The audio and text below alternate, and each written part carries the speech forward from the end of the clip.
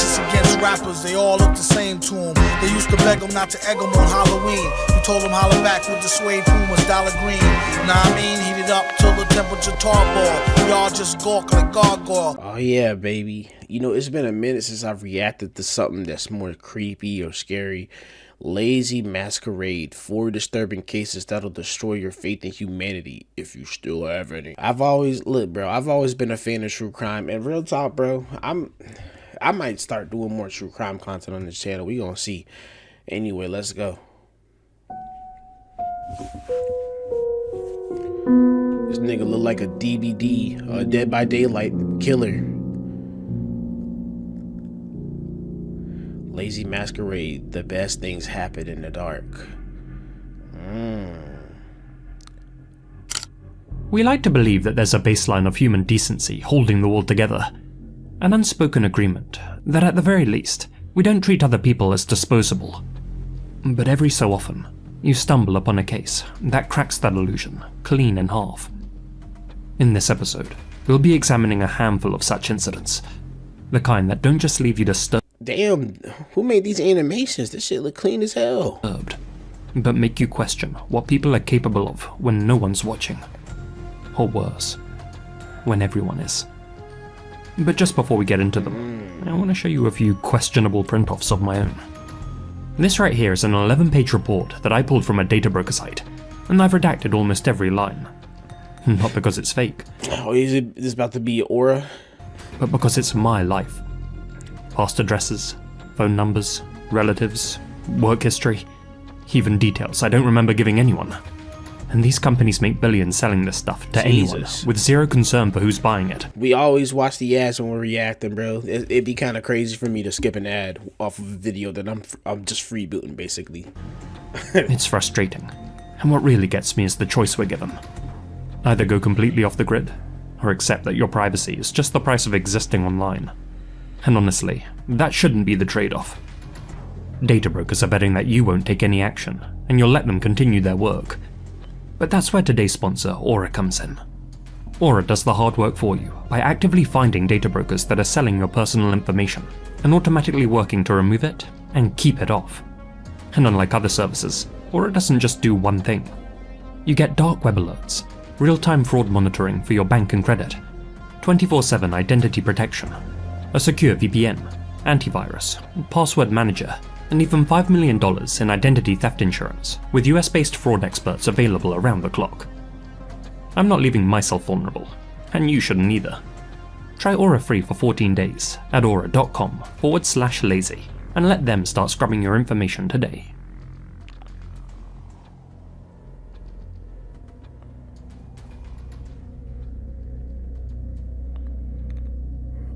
Abdulia's live stream? In the summer of 2017, just outside Los Baños, California, 18-year-old Obdulia Sanchez was behind the wheel of a Buick which she had no business driving. What do you mean? She was intoxicated. She was speeding. And while balancing a phone in her hand, she was live streaming. She doesn't have a single hand on that steering wheel. What the hell? She was How old is this girl? speeding. And while balancing a phone in her hand, she was live streaming. Sitting in the back of the vehicle were Obdulia's 14-year-old sister, Jacqueline, and Jacqueline's girlfriend, Manuela. The trio were heading from Fresno to Stockton.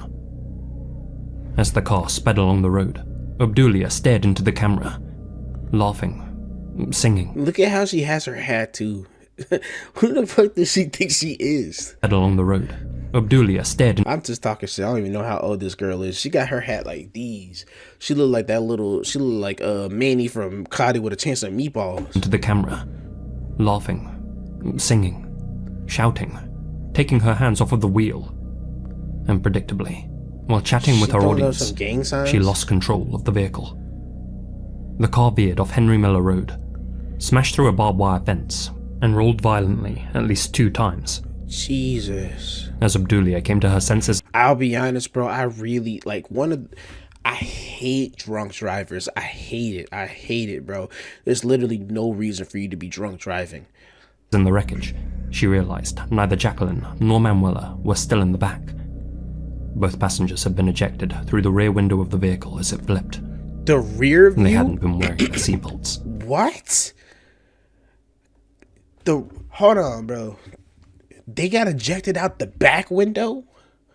Oh my god. But what made this case explode across the internet wasn't just the crash. It was what came after. Because the live stream didn't stop. Oh shit. Hey, everybody, if I go to f***ing jail for life, you already know why. My sister is f***ing dying. What the? What? This is the last thing I wanted to happen, okay? Alright? I don't f***ing care though, I'ma hold it down. What you mean you don't care? Your sister... Yo, what the f... Peace, sweetie. If you don't survive, baby, I'm so sorry. You are so determined for these damn views on Facebook Live that you want to... Bro, please don't tell me she just showed her sister's dying body on Facebook Live. In the immediate aftermath, Obdulia continued filming. She approached her sister, Jacqueline, who was laying motionless on the ground with a cracked skull and exposed brain. What the fuck? This bitch got the IQ of a goldfish cracker, bro. And there's no way you thought this was smart. In what world? Okay, bro. And pointed the camera of her phone right into her face. How old is this girl? So she lay dying for all of her viewers to see. I don't even care how old you are, bro. This is crazy work. This is somebody who's clearly addicted to social media, bro, because that's insane. You so focused on that damn on that weak ass little live stream, you're gonna show your sister's dying body. Going so far as to show her gaping wound in close-up detail. Why? At last, she called for help. She over here acting like she holding it down, bitch. What? You couldn't even keep the car on the road. What else you gonna hold down? Didn't give the operator clear directions to their location. Hello? Do you have an emergency? Hello? Can you come pick up my sister? Dead. Wake the up! Wake up! Okay, listen to me. What the fuck? I need to know what you see around you so that way I can send someone out to help you. So with your... Alright, go ahead. What do you see? What? She hung up. Hello? Ma'am, did you just call 911 about an accident? Where? What you mean where? Oh my god, yo, this bitch is actually stupid as fuck, bro. This is one of those people you can't let outside. You can't let her outside. What the fuck you talking about? Where? How the fuck you gonna ask me? Oh boy. Oh my god. Where are you? Wake up! I don't care where I'm at. I don't care where I'm at. Then how do you expect me to find you? Exactly. I don't. No, you're the government. You should. She's not the government. She's a minimum wage worker. What you mean? You think 911 operators can echolocate you or something? What's going on? Know how to find me. No, the fuck. Yo, oh my god, bro. Yo, this is crazy rage bait. This is crazy rage bait. We're not even 10 minutes into this video, bro, and I'm already questioning I'm already questioning the education system. Thankfully, witnesses near the scene also called for assistance. That's insane. And were able to direct first responders to the crash site. Imagine arguing with a 911 operator who's trying to save your sister's life. That's insane, brother. By the time the police and paramedics arrived, Jacqueline was already dead. She was only 14. Manuela was taken to the hospital with severe leg injuries. Officers immediately handcuffed Obdulia, who was behaving extremely erratically, swearing and shoving, asking why the responders took so long to arrive. Because you didn't... Oh my god, bro. Describing her sister as an effing toe tag, and announcing... A what? To arrive. Describing her sister as an effing toe tag, and announcing... What the fuck is a toe tag? My parents are gonna kill me. She aggressively refused to take a breathalyzer test, spat at responders, and kicked an EMT in the face. Yo, yeah, put this bitch like in a stable with some cows, bro. Ultimately, she had to be restrained. She was charged with gross vehicular manslaughter while intoxicated, as well as child endangerment. Jesus. Though only a handful of people were watching the situation unfold live on Instagram, millions witnessed the moment secondhand. It was on Instagram. And the livestream would be used as evidence in Obdulia's trial. She justified her actions by stating, I knew I had more than 5,000 followers. Live streaming Jacqueline's body was the only way my sister would get a decent burial. What you mean? I would never expose my sister like that. I anticipated the public donating money because my family isn't rich. What the fuck are you talking about? Who's donating money on Instagram Live? Oh my god. This girl's actually fucking stupid. 5,000 followers. Live streaming the body was the only way my sister would get a decent burial. There's a chance, or you could have, like, I don't know, told the EMTs where to go and potentially save your sister's life. So oh my god, dude, this is actually Prosecutors piss me argued off. that Obdulia's actions didn't stem from generosity, though, but rather from main character syndrome. For And a real. warped sense that views were worth more than her own sister's life. Imagine a lawyer talking about you got some main character syndrome. That's insane. Indeed. And you're chopped. In an earlier livestream, filmed shortly before the crash, while both sisters were en route to Fresno to pick up Manuela, Jacqueline could be heard telling Obdulia, "You're gonna kill me?" Ultimately, Obdulia pleaded no contest. Look at her, bro. She is so fucking ugly, bro. I'm To the sorry, bro. I'm sorry. I had to say it. Charges. She was sentenced to 6 years in prison, 6? but was released on parole after serving just 26 months. What the fuck? To many, the young woman wasn't just a reckless driver Look who at clearly her. showed She's still stunting from jail. Girl, you're built like a damn WWE wrestler. little remorse. She was the embodiment of social media addiction. A person who saw everything, even her own sister's last breaths, as content. That's In later interviews, Obdulia herself even described live streaming as a reflex.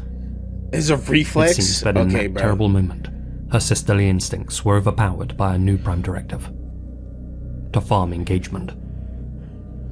Obdulia's uncle, Jose, was heartbroken when he heard about the incident, but he wasn't surprised. As he would later say in an interview, Obdulia did a lot of bad things. Yeah, she looked like the type to ask you for some Takis. Too bad. I can't even talk about it. I told my brother when she was around 12 that Obdulia was heading down a dangerous path and that they needed to do something. Imagine doing a duck face inside of a prison cell. Like, I'm really just speechless, bro. She's dead to me now. If she dies tomorrow, I don't care. Look at her, bro. She's dead to you? She's a very bad person. Less than a month after her early release, Obdulia was again behind bars after leading police on a high-speed chase that resulted in yet another crash. And let me guess, y'all let her back out? While searching that vehicle, officers found a loaded gun. What the fuck? What Obdulia planned to do with it remains unclear. Whatever the case, by 2022, she was a free woman yet again, and made her return to social media. So was it go to jail, still drinking after you killed your own? Are you fucking kidding me? Okay, yeah. A little tongue in the... Yeah, you're drinking and driving still? Oh my god, bro. Did this for 52 likes. Either due to a lack of remorse, a lack of self-awareness, or a combination of both.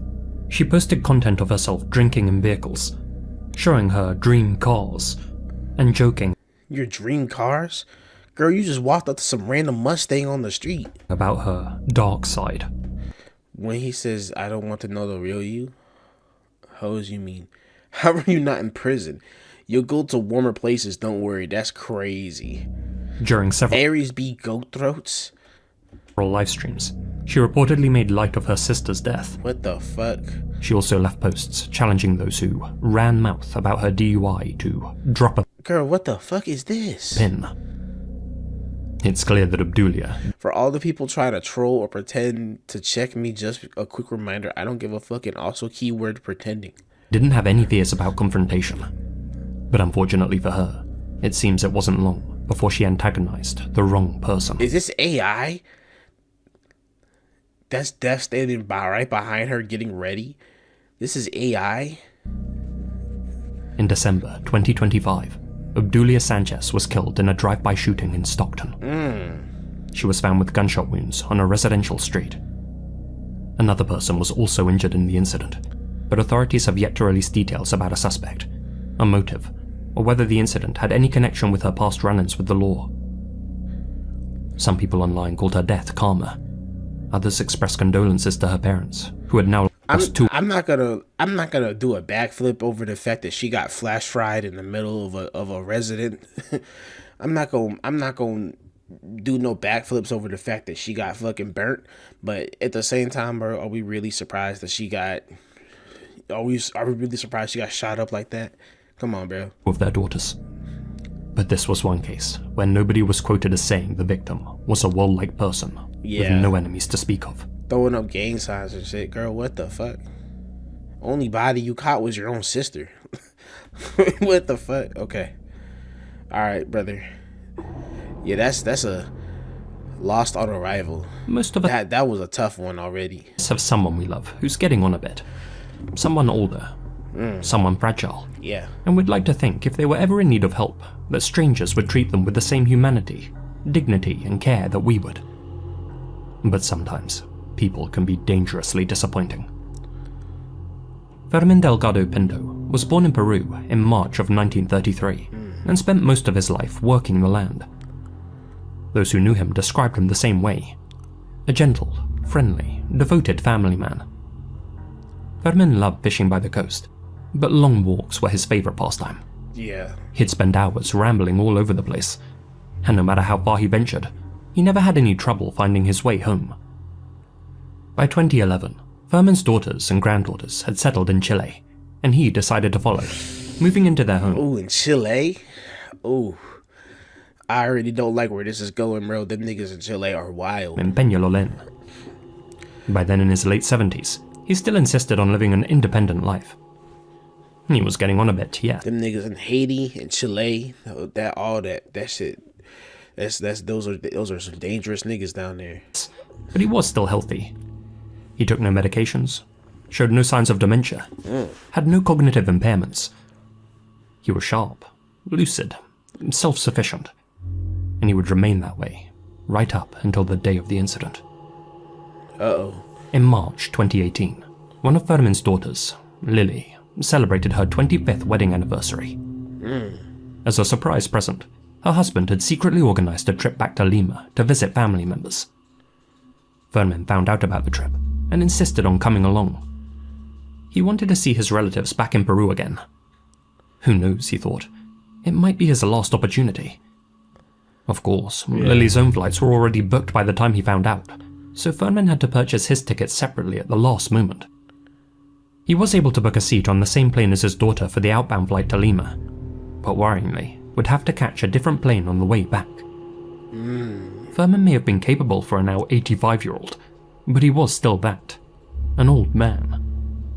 I'm so scared to hear what's about to happen to this man. Lily knew that solo travel could be stressful at the best of times, and she was concerned about her father's ability to navigate the airport alone and deal with all of the rigmarole that comes with international travel.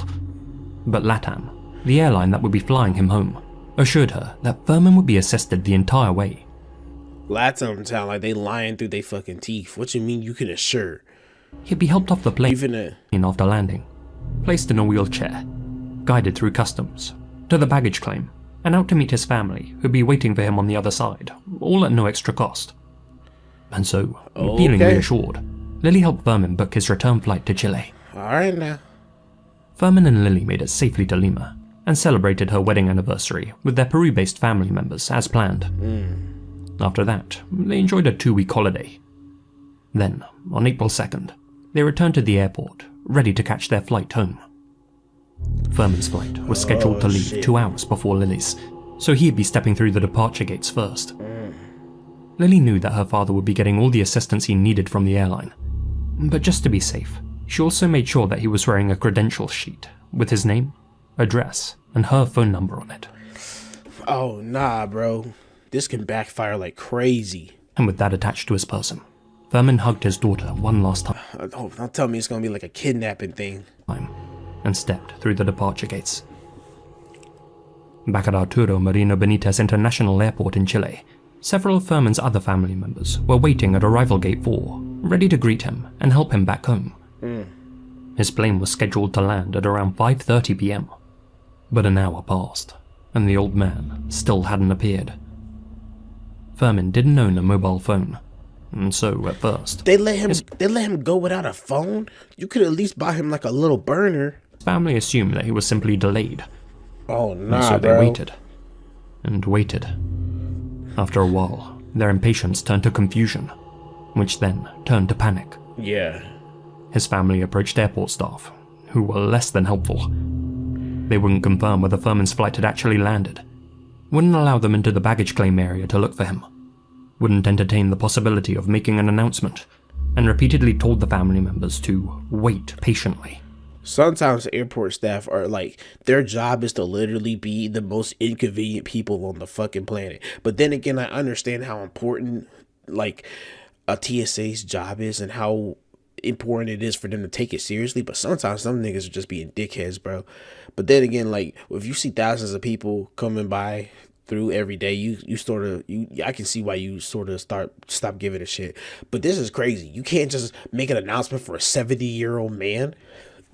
Like, what the hell? What's in your code of conduct against that? Unsure of what else to do, they contacted Lily, who was still in Peru, waiting to board her own flight.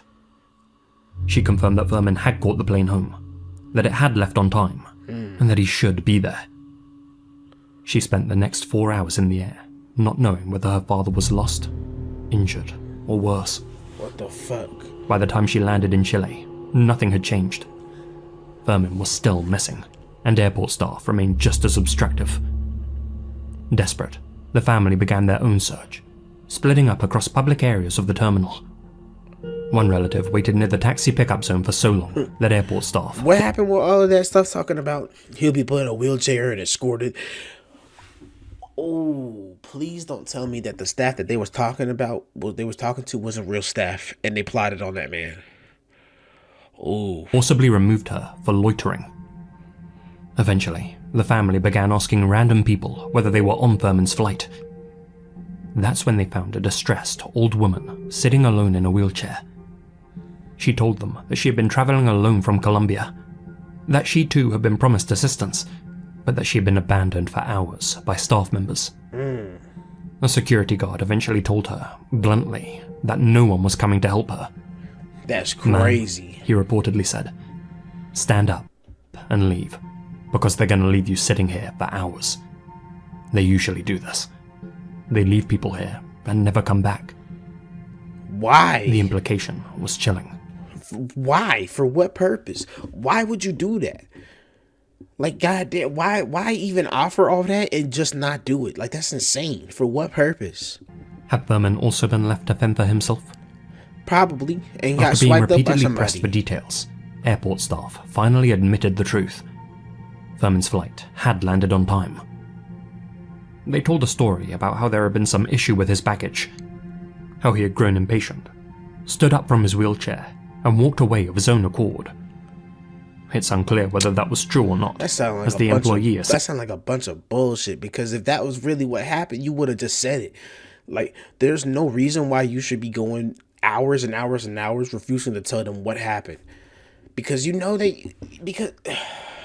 my god, bro. Testing Furman has never been identified. However, CCTV footage, which was later obtained, showed Furman wandering through the terminal alone without his luggage, pausing, turning around, scanning faces. At one point, he walked towards the taxi rank outside.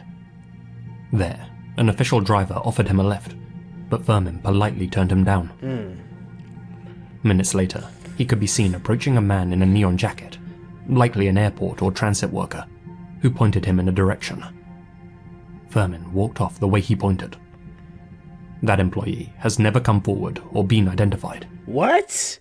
So we don't I mean, look at this, bro. It's like I'm looking, like it's like 3 pixels on this fucking screen. know what Furman asked or where he was trying to go. Cameras then captured him lining up at a bus stop. After waiting for a while, he stepped out of the line and continued walking. The direction he walked led to Route 68, a major highway connecting Santiago He to walked all the way out the damn airport? Valparaiso. After seeing that footage, Furman's family filed a missing persons report, one which wasn't validated by the authorities for 5 long days. Why? Oh, it's because he's an adult and he has a right to walk away? During that time, Furman's family searched for him alone. They printed flyers, knocked on doors, searched the area around the airport, checked hospitals, checked morgues, but no sign of their loved one turned up. So, like, what was the purpose of not telling the family that he walked out of the airport? I don't understand that. There's no reasonable reason why you didn't tell them that. Because the entire time they could have ran out there and possibly caught him. Oh my God, bro. This is about to piss me off. The police showed little urgency and told Furman's family to return only if they had proof that he was in danger. LATAM Airlines denied responsibility. The airport denied responsibility. Each claimed that their duties ended once Furman walked off. As for his family, they refused to accept that a person could so casually disappear off the face of the earth like that. Had he fallen down a manhole? Wandered into the mountains? Been picked up by a driver with evil intentions? All the worst possibilities swirled in their minds. In the days that followed, sightings of Furman were reported near metro stations, construction sites, and along Route 68. A security guard recalled an elderly man matching his description, saying that he was heading to Mapocho. Following that vague lead, his family expanded their search, and, in doing so, discovered multiple other confused elderly people living rough on the streets. Unbelievably, many of them had simply been abandoned in the middle of nowhere by illegal taxi drivers. They had been picked up at the airport. What? And when it became clear they didn't have enough money to cover their fare, were dumped on the side of the road. Jesus. Unfortunately, such cases are far from unheard of. An elderly person gets left to fend for themselves, and, unable to get home or contact loved ones, winds up living homeless. Or worse, is intercepted by a criminal gang and forced to beg. I'm actually in disbelief, bro. To line their pockets. Furman's family now strongly believe that the same fate befell him. That he was picked up by a dodgy taxi and was abandoned somewhere far from home, Because he didn't have enough far money. from civilization, and that nobody helped him. He had only 9,000 pesos in his pocket at the time of his vanishing, around $15 US at the time, far from enough to cover his fare home. Yeah, those niggas was nothing to help him. Terribly, Furman was never seen or heard from again. That's Whether he became another disoriented crazy. homeless person or perished somewhere remote, his fate was entirely preventable had just one person done their job correctly. Yeah, or at least just said something. No staff members were ever charged with negligence in relation to Furman's disappearance. Some probably never gave him a second thought from that day on. No. And if this case Even now, they probably still don't give a fuck. teaches us anything, it's that sometimes it's not people's malice we should be fearful of. It's the people's It's their neglect. indifference. Yeah. Furman's family continue to cling on to the hope that he's still out there somewhere. A prospect that feels more remote with each passing day. This is back in 2018, though. If you live in Santiago or nearby, please keep an eye out for this man. I'd like to end this segment by shouting out Yulai Saib. She covered this case while in contact with Fermin's family, and her coverage was a really helpful source of information. Spanish speakers, go check her channel out. Also, a shout out to Moondog151 over on Reddit, whose English language write-up of this otherwise region-locked case inspired me to look into the mystery in the first place. This is all fucked, bro. All of it. Like, oh my God, bro. The brown-eyed clown. If this is in 2016, I already know what's going on. If this is in 2016, I already know what's going on, and that nigga and that clown probably deserved to get his ass whooped. Morning of May 26th, 1990 was a conventional one 1990? in Never Florida's Unconventional Aero Club, an exclusive neighborhood built around a private airstrip where residents could taxi their personal aircraft straight into hangars attached to their backyards. Some I residents think I seen something like this on 90 Day Fiancé. were preparing to jet off for their long weekend, but inside one house, 40-year-old Marlene Warren was taking things slower and instead enjoying a long breakfast. Her husband Michael was out of town, but her 21-year-old son Joseph was there to keep her company, as were a few of his friends. Joe had recently broken his leg, and they'd all stopped by to help lift his spirits. The group sat around the kitchen table, chatting over coffee and eggs, when, at What the fuck is this? What is this? 10:51 a.m., the doorbell unexpectedly rang. Marlene walked to the front door, expecting to greet a delivery driver or a neighbor. When she opened it, however, she was met by something unusual. Standing on her doorstep was a clown. Aside from their practical black shoes, the figure was fully costumed. They wore bright makeup, a red nose, an orange afro-like wig, a ridiculous multicolored costume, and bright white gloves. I ain't gonna lie, bro. I ain't gonna lie, bro. I don't know what I would do, but it would not end peacefully. In one hand, the clown carried a basket of red and white carnations. In the other, 2 balloons. One of them decorated with a scene from Snow White and the Seven Dwarfs, and the other printed with a simple message. "You're the greatest." What The clown fuck? handed the balloons to Marlene. For a moment, it must have seemed whimsical. Perhaps someone had sent her son a clownogram to lift his spirits. Marlene reportedly smiled. "How pretty," she said. Marlene, you were a little too nice. I mean, it must be a safe neighborhood, and you probably just didn't expect it. But me, a nigga like me, I'm looking through that peephole. I see a clown, bro. I'm not opening that door. Nobody's home. Those were the last words You better get on, Boinko. to leave her lips. Better move on, Boinko. In that moment, Wait, what? Those were the reportedly smiled. "How pretty," she said. Those were the last words to leave her lips.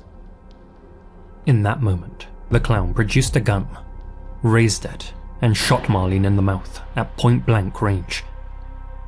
The clown then turned and walked calmly to a white Chrysler LeBaron convertible parked just outside the house. Joe, who had witnessed the incident unfold from a window in the living room, rushed to his mother's side. Neither he nor any of his 3 friends managed to catch the killer's license plate. Are we so... Oh my God. And this is in 1990. Home security footage was not a real thing back then. Oh my God. Please don't tell me these niggas got away. Please don't tell me these niggas got away. Please don't tell me these niggas got away. Joe tried to pursue the vehicle, but couldn't catch up in time. No Marlene way. was rushed to hospital, but her injuries were catastrophic. 2 days later, life support was withdrawn. Her son Joseph sat by her bed, crazy. begging her to stay with him, No promising way, her bro. that justice would come. And then she quietly slipped away. In an effort to help find If I was Joe, bro, I'm turning into the fucking vigilante, the hero that this city needed, bro. I'm not resting until I find this clown. Every circus better be terrified of me. her killer, Joseph gave a description of the clown to the police, but since the whole incident unfolded within less than a minute, he could only give vague details.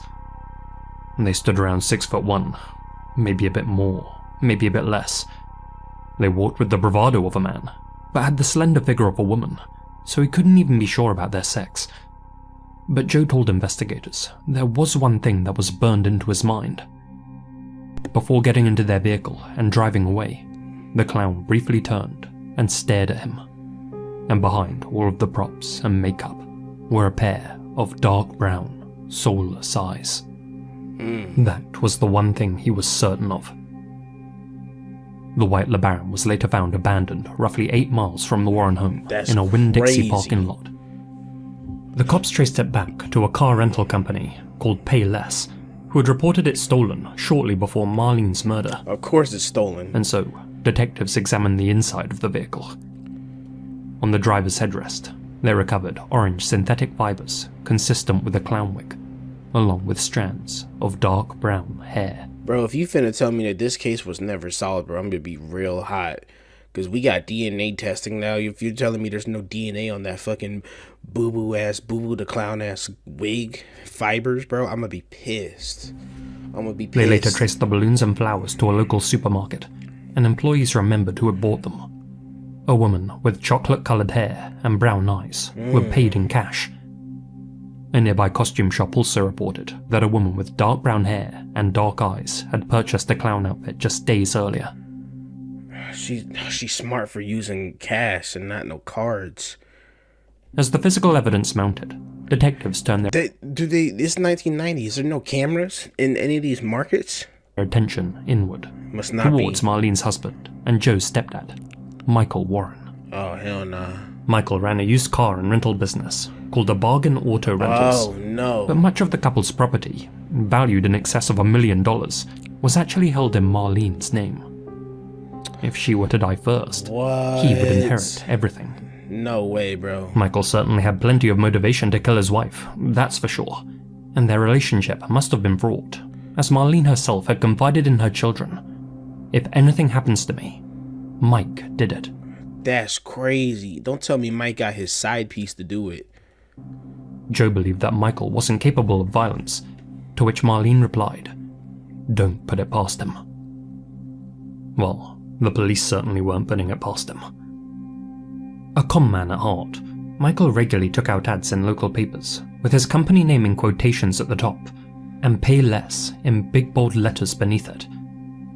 As a result, Payless customers regularly assumed that the two businesses were one and the same, and would end up returning their rental cars to Michael, who would then keep them and rent or sell them. Seeing how the killer clown had driven a stolen Payless vehicle, it stood to reason that Mr. Warren was involved. Thing is, Michael had an alibi. At the time of the shooting, he was traveling toward Miami with friends who could all vouch for him. Yeah, but that doesn't mean that you can't organize a hit. Like, just because you weren't there physically doesn't mean you can't, like, you know what I'm saying? You can't set it up. You don't have to be there to be involved. Like, I don't know, bro. I'm gonna be pissed if this fucking weak ass looking clown, this John Wayne Gacy wannabe motherfucker got away with this shit, bro. Because that's insane to me. Though he would later be convicted of racketeering, grand theft, and odometer tampering connected to his business dealings, the authorities couldn't place him at the scene of the crime that morning. He don't need to be at the scene of the crime. He literally, look, if he was racketeering, grand theft, and all this other stuff, which doesn't require you to physically be there, you just have to coordinate some shit, he could easily coordinate this hit on his wife. But not being there doesn't mean he wasn't involved. That's what I'm saying. Just a year before the incident, he had asked a lawyer, quote, if a husband were to kill his wife, what would happen to her estate? Assuming it to be nothing more than a hypothetical question, no. the lawyer replied, if he's convicted of murdering his wife, he wouldn't inherit. But if he were convicted of a lower charge, he would. Not only That's that, but if he had a crazy. No way. No way, bro. Don't tell me he went and took the conspiracy charge so he could still inherit the estate. If he gets hit with conspiracy for murder and still inherits the damn estate, I'ma actually tweak. friend to it, and they couldn't tie him as an accessory, he'd get away scot-free. That's And crazy. so, attention shifted to someone else. One of Michael Warren's employees. A then 27-year-old woman named Sheila Keene. Bitch, you chose to dress up as a clown? She was described as a bubbly and gutsy woman who had been don't repossessing look cars for like his it. business for the past 5 months or so. She was fairly tall, slender and pleasant looking, but her most defining features were undeniably her dark brown eyes. Sheila didn't have any personal connection to Marlene. There's no indication that they had met or even spoken. But unbeknownst to Marlene, the two of them were actually embroiled in a romantic rivalry. That's what Man, I watch too much crime. I watch way too much true crime, bro. I knew it. Michael got his side hoe to do it. According to reports, Michael and Put me as a detective, man. Sheila were seeing each other behind Marlene's back. When questioned by Put her tall ass in the NBA, bro. investigators following the murder, Sheila denied the affair, but two of her neighbors said that they saw her and Michael together so frequently that they assumed the two were married. Despite playing dumb, in 2002, 12 years after Marlene's death, Sheila did tie the knot with Michael and became Mrs. Keene Warren. Oh, 12 years, so she never got convicted of it? Okay. Whether she was involved or not, many found it suspicious that Michael married the prime suspect. Wait, are you telling me that neither one of them got locked up for this? If you're about to tell me that none of them got locked up for this, bro, I'm gonna be in his pissed. first wife's murder. After the wedding, Sheila underwent something of a metamorphosis. She dyed her hair blonde and began introducing herself as Debbie. No! Yo, this is the weird shit I be talking about. No way. No way. This bitch thought she was perfect cell. She thought she could absorb his ex-wife. As if she were trying to adopt a new identity, began Sheila unsuspect in his first wife's. And you got fat. Sorry, bro. I had to put that in, bro. The fact that you potentially killed his ex-wife. Metamorphosis. She dyed her hair blonde and began introducing herself Where the fuck your eyebrows go? as Debbie, as if she were trying to adopt a new identity. Oh nah, bro. She and Michael She opened got that fucking Mandark haircut. a burger restaurant called the Purple Cow, where employees described Mrs. Keenwarren as an aggressive and mean boss. They had all heard the rumors, of course. How do you go from that to this? Yeah, you need to hey, I ain't gonna lie though, $3.49 for a burger? What? Hold on, what is this price? Yo, oh my god, what are we talking about? $3.49 for a burger combo? Nigga, what? A single McDouble cost that price now. Dude, our economy is fucked, bro. She and Michael opened a burger restaurant called the Purple Cow, where employees described Mrs. Keenwarren as an aggressive and mean boss. They had all heard the rumors, of course, that she had killed her husband's former wife, but all of them thought it was nothing more than a weird joke. A joke which Sheila, or Debbie as they knew her, played into. That's She enjoyed it so insane. much, in fact, that one Halloween, she turned up to work dressed as a clown, shown here in this photo. What the fuck? Her employees noted it was one of the few times they had seen her genuinely smile. But could the new Mrs. Keenwarren have wanted to marry Marlene's husband so much that she would kill for the privilege, even if that meant killing an otherwise innocent stranger? It's some weird bitches out there, bro. It's some genuinely weird, crazy motherfuckers out there. I would not put. If you think just because you might not have done that, you know what I'm saying, doesn't mean that she won't. And what's crazier is the fact that just because she thinks that just because he left his he left his other wife. Let's be real, bro. Michael knew what was going on. He abandoned his other wife for her. She acting like that it won't happen to her too. Like, what are we talking about? I would never, ever, ever, ever cuff a cheater. What are you talking about? What's gonna stop you from cheating on me? I don't know, bro. Well, if the clown shoe fits. Wear that Fibers motherfucker. consistent with those found in the getaway car were later recovered in Sheila's home. Hair samples recovered from that vehicle were also microscopically consistent with hers. I told you, bro, that DNA testing. DNA never fades away. Though police were certain that they had found the gunwoman. In the early 1990s, their case against Sheila rested largely on circumstantial evidence. Unfortunately, DNA technology was nowhere near as advanced as it is today. Yeah. That, paired with other difficulties, such as Sheila not being 6'1" as Joe had described, and the clown outfit never being recovered, meant that the case stalled. For years, the story of a clown gunning down a woman on her porch spread. Then, before the internet took off, many assumed it to be nothing more than an urban legend, one which played on people's coulrophobia. But in reality, it was one of Florida's most unsettling unsolved crimes, and every day that passed without any new developments was a day that Marlene's son, Joe, suffered. He began drinking and using substances to cope with his grief. Jesus.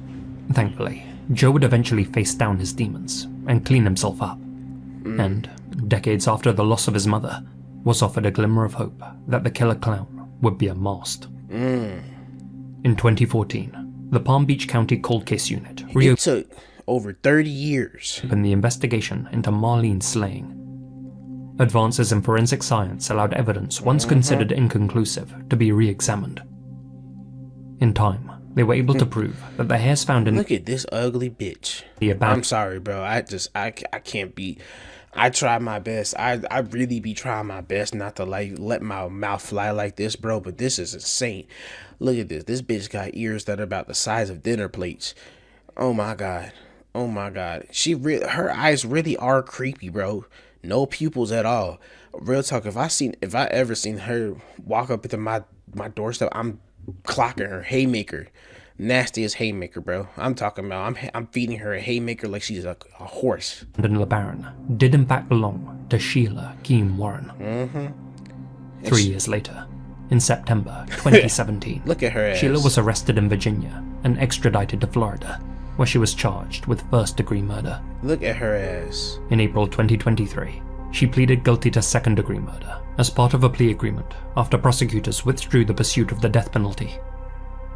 She was sentenced to 12 years in prison. 12? However, in November 2024, she walked free after serving just 18 months. What the fuck is going on with these? What's with the prison systems? Meanwhile, niggas get locked up for just having weed on their persons. Yet motherfuckers can catch bodies and then walk free 18 months. Having received credit for time spent in custody and for good behavior. She did not. How? What you mean, time spent in custody? What you mean? What? The death penalty to second degree. Sheila was arrested in Virginia and extradited did in fact belong to Sheila Keane Warren. 3 years later, in September 2017. 2017. Sheila was arrested in Virginia and after processing serving just 18 months. However, in November 2024, she walked free after serving just... So she got arrested in 2017 and in 2024 she got released. 18, 19, 20, 21, 22, 23, 24. So she was incarcerated for 7 years. 7 years she was in bars. She was behind bars. 18 months, having received credit for time spent in custody and for good behavior. Why Sheila Keane Warren decided to disguise herself as Bozo that fateful morning has never been answered, but it may have had something to do with Marlene's open fascination with circus clowns. And Marlene is so genuinely beautiful too. Thing to do. And look at Sheila's creepy ass. With Marlene's open fascination with circus clowns. So then what's going on with Michael? Because then if Marlene... Because if Sheila really did kill her, then what's that say about Michael? You married your ex-wife's killer and nobody's going to bat an eye at that? Growing up, Marlene had painted numerous clown portraits. As an adult, she decorated her home with clown figures and statuettes. She was seemingly obsessed with them, symbolically and aesthetically. With that in mind, Sheila may have chosen her costume as a way to disarm Marlene. Wow. To bring down her guard. Or, more maliciously, it may have just been her way of humiliating her. That's crazy. A way for her to punish her love rival, ensuring that she was killed by something that brought her joy. For some ugly ass nigga. As for Michael Warren, he was never charged in connection with his ex-wife's murder, as it was never proved conclusively that he and Sheila planned it together. But it's insane that you married your ex-wife's murderer. Like, I just don't get that, bro. I hope the entire community he lives in shuns his ass. But one has to wonder how Sheila knew about Marlene's love of clowns. Given that she and Marlene had apparently never met, wow, someone must have given her the idea. Despite Marlene's killer being formally identified, to me, this case still feels far from resolved. Yeah, it really is. And unfortunately, that's probably as far as it's gonna go too.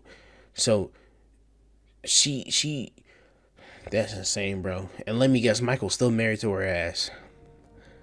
That's crazy, bro. Last will and testament. Yeah, this is definitely, I see why he said this will destroy your faith in humanity.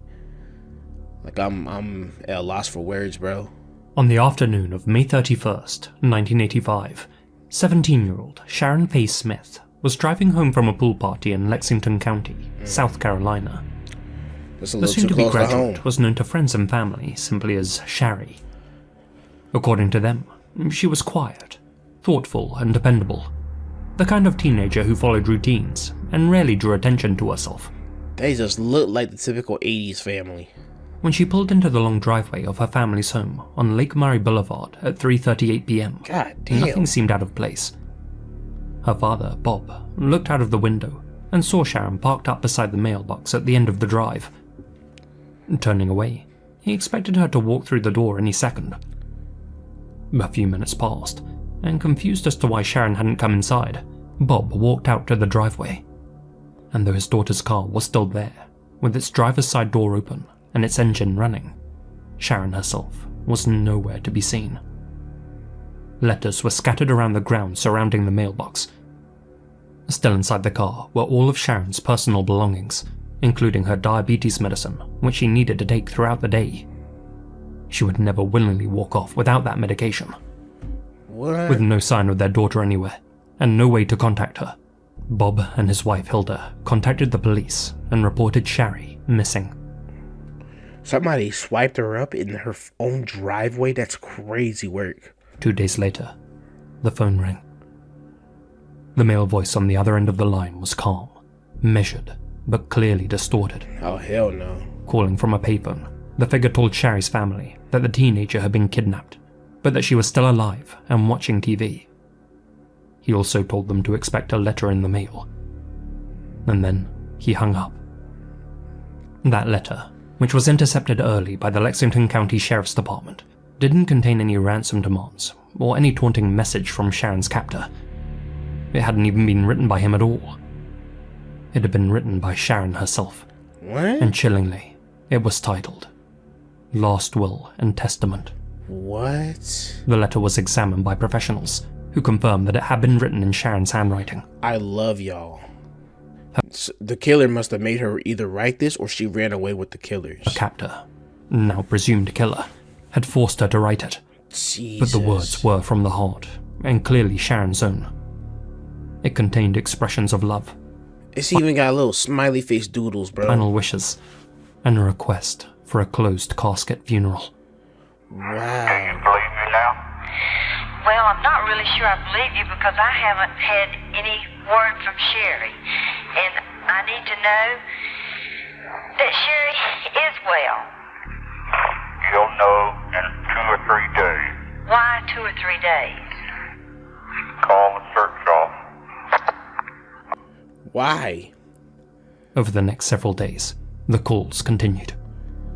Sometimes the man would talk for only a few moments, sometimes for longer. Like, for what purpose, bro? You're not even demanding no money. You're just doing this for the love of the game. He spoke in the present tense, hinting that Shari may still be alive. During one of those phone calls, the man read from Sharon's will. In another, he worryingly stated that Sharon was part of him. 3:10 a.m. Saturday, the 1st of June. She handwrote what you received.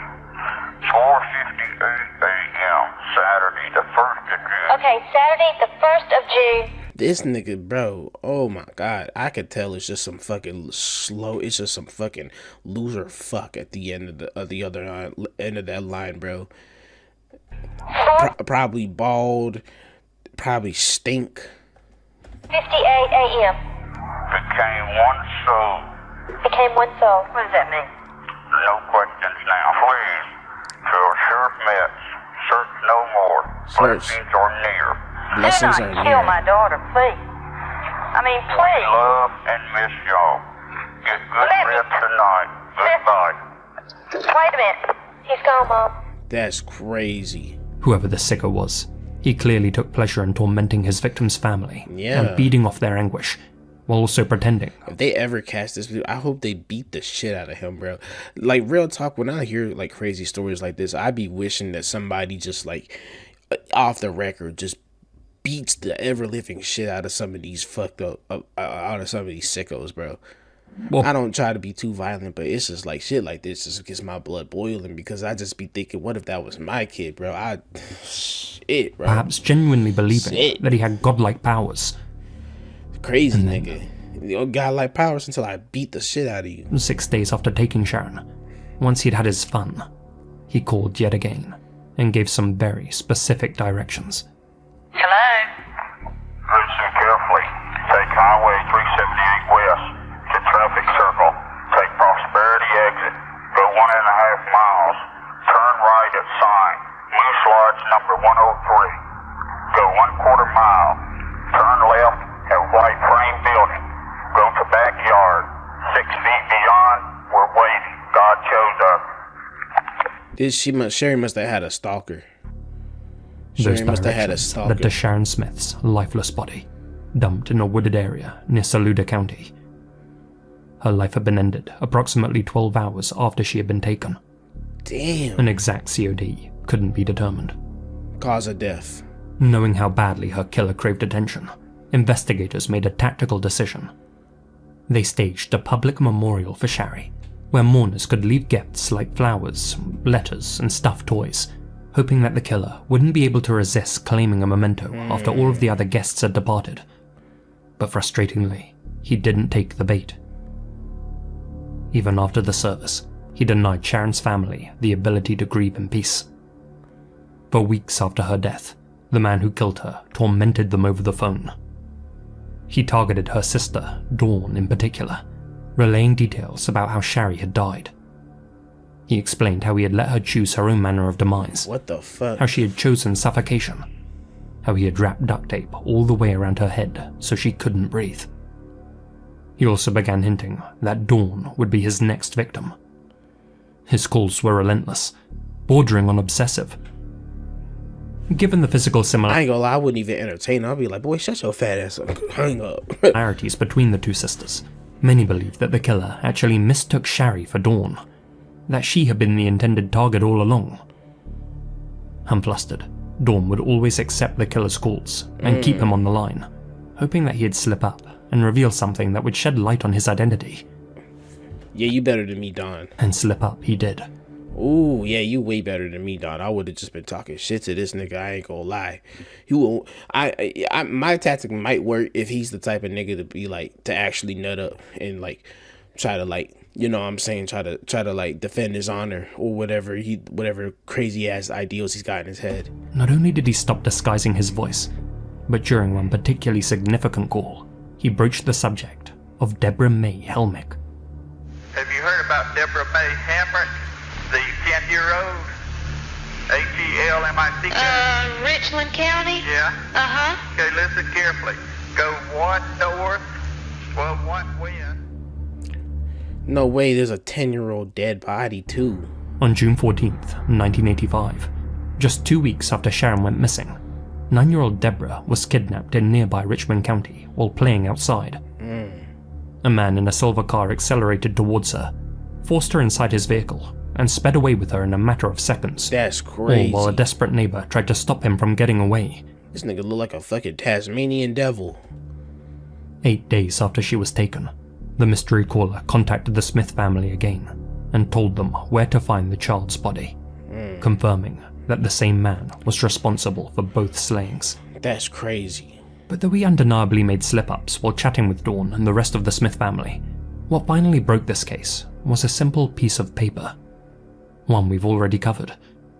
Sharon's last will and testament. A forensic examiner was brought in to analyze the document. Using an electrostatic detection device, a tool designed to reveal impressions left behind when writing atop other sheets, they began scanning the surface of the paper and pressed faintly into the sheet were names and phone numbers, as if someone had written a list of contacts using the same pad of paper. One number in particular stood out. It was almost complete, missing just a single digit. Detectives worked through all of the possible variations. That's crazy work. So he had a notepad, and on the page before the note, he wrote down contact information, and then he ripped off that page and then gave Sherry the rest to write her last note on. That's insane, bro. One by one. And The DNA testing might not have been there up to standard back then, but these niggas were still not playing around, bro. till finally, someone answered. Ooh-wee. On the line was a young man. When asked whether he had any connection to South Carolina, he gave them the names of Ellis and Sharon Shepard, a couple who just so happened to live 15 miles from the Smith family home. When questioned, the Shepards explained that they'd been away on holiday at the time of Shari's disappearance, but when detectives played them the undistorted voice from the phone calls, their reaction was immediate. Both identified the voice as belonging to the man who had been house-sitting for them while they were away. What? Larry Gene Bell, a 35-year-old Damn. local man with a history of offenses, including indecent exposure and harassment. You let a nigga like that house sit for you? According to the Shepherds, when they returned from their holiday, Bell seemed unusually agitated, fixated on Sherry's disappearance, and eager to talk about little else. Ella Shepherd also confirmed that the list of phone numbers uncovered by forensic examiners had been left for Bell in case of emergencies. With that, That's everything crazy. shifted. Backtrace like crazy. Phone records confirmed that several of the calls made to the Smith family after Sherry's disappearance had originated from the Shepherd's home. Wow. Inside the residence, police recovered several items of concern, including strands of blonde hair. Investigators began to piece together a disturbing possibility that Bell had used the Shepherd's home. Look at this thing. This nigga looks hideous in both pictures, bro. That's crazy. As a torture ground, That's torture ground? a place he believed would never be examined. Wow. On June 27, 1985, 28 days after Sherry Smith vanished from her driveway, Larry Gene Bell was arrested. Losing His ass trial nigga. began in February 1986. Throughout, Bell shouted bizarre statements, made cryptic remarks, and appeared determined to convince the jury that he was unhinged. But the act failed. Yeah. After less than an hour of deliberation, And like, make no mistake, people who try to get off by pleading insanity, you don't get an easier sentence because you're stuck in a loony. You're stuck with you're stuck in an insane asylum with people who are genuinely mentally ill for the same amount of time that you would be locked up for. So it's not exactly like a pleasant experience, bro. Like, I don't know why people think that you're going to get off easier by pleading insanity. You're still going to be locked up under 24-hour surveillance. You're going to be locked up with genuinely crazy people. And you're probably going to be like realizing, holy shit, these niggas is actually crazy. the jury found him guilty of the kidnapping and first-degree murder of Sharon Smith.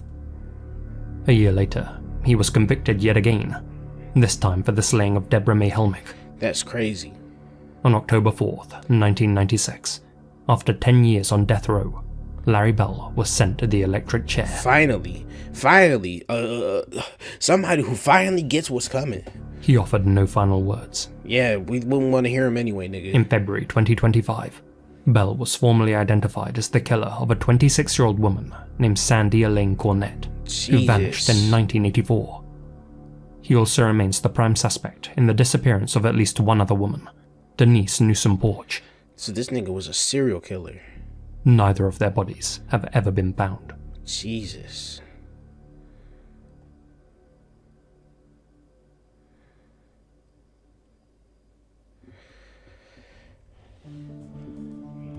Hi guys, Lazy here, and thank you very much for listening. Holy smokes, bro. Yeah, that was... Shit, bro. That was definitely a tough one to get through, bro. Like, I ain't gonna lie, that was a roller coaster of emotions. And I'm not happy with most of them. I'm the most mad about the clown girl, because I don't understand how the hell you get into, like, how the hell you get away from that. Like 12 years? You got sentenced to 12 years? That's crazy, bro. That's crazy. Anyway, y'all have a beautiful day.